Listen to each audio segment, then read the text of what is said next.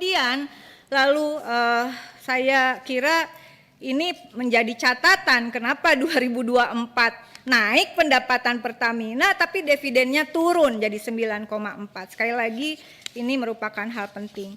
Dan kemudian di halaman 17 begitu.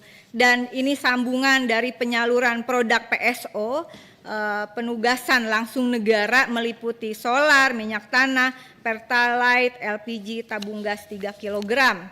Dan akan bersambung dengan halaman 17 terkait subsidi tepat sasaran ya dengan menggunakan aplikasi namanya aplikasi subsidi My Pertamina.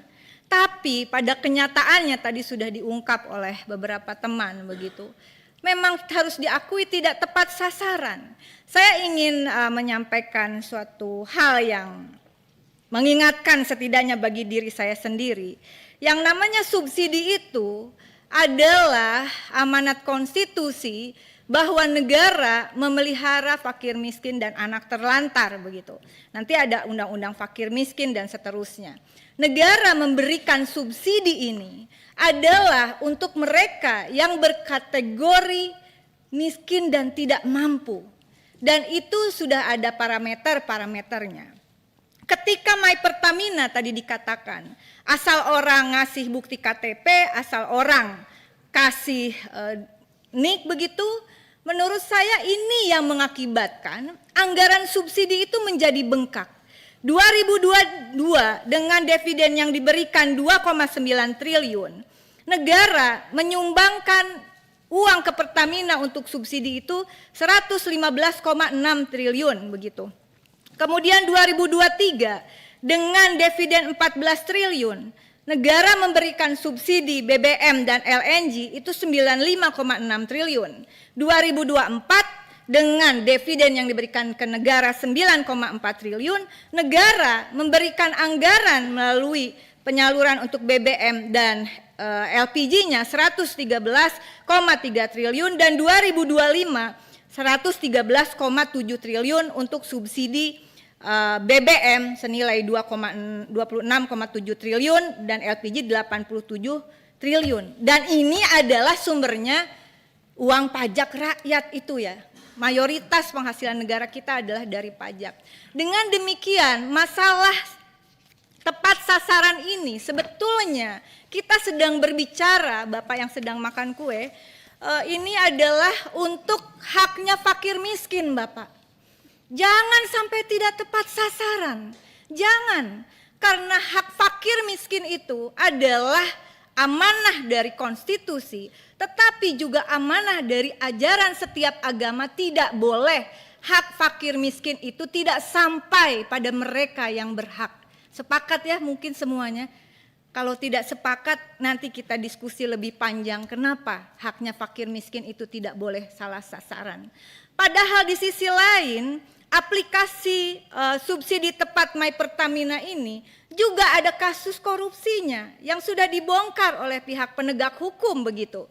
Sehingga menurut saya adalah segera kita berkoordinasi, sepakat dengan Ibu Neti tadi bahwa data penerima subsidi BBM, LPG, solar atau mungkin nanti ada minyak tanah begitu untuk kepentingan tertentu, itu datanya harus terintegrasi.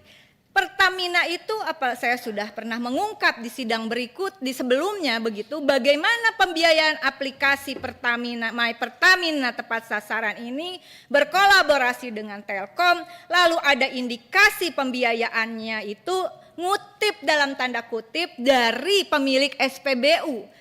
Ya, itu kita bisa berdebat dan saling membuka, tapi tidak di forum ini menurut saya kepanjangan.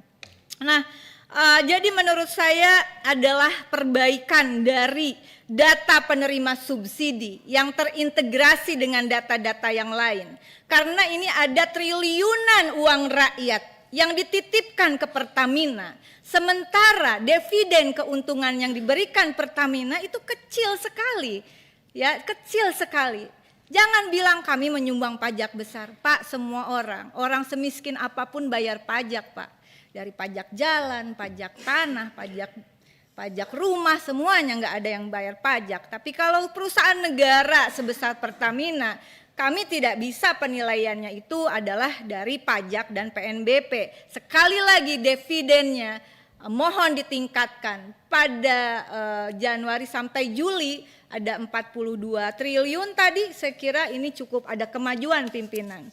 Namun haruslah ditingkatkan. Lalu hal lainnya di halaman 18. Apa usulan saya? Usulan saya harus ada efektivitas, efisiensi terhadap program di samping persoalan tadi subsidi dan seterusnya. Saya ambil contoh di slide 18 tentang jaringan pipa. Pipa jaringan gas itu panjangnya yang sudah dibangun oleh Pertamina 19.716 km. Betul ya Bapak? Di halaman 19. Betul Pak? Betul. Dan kemudian pelanggannya untuk rumah tangga, artinya Jargas ini kan untuk rumah tangga, betul Pak ya? Begitu cara bacanya Pak ya? Saya bukan ahlinya, tapi kira-kira begitu ya Bapak Ibu? Bukan, yang industri ini, yang kan ini ada industri komersial pipa gas sekian kilometer. Tapi yang untuk Jargas ini 19.716 kilometer, untuk 814.007 rumah tangga. Betul begitu Pak ya? Benar. Benar Bapak? Betul. Mohon izin pimpinan, benar ya? Benar. Berarti matematika saya nggak jago, tapi saya kalikan saja 19.716 km kali 1.000 meter. Berarti kemudian kita bagi 814.007 rumah tangga. Berarti per 1 kilometer hanya ada 24,22 rumah tangga.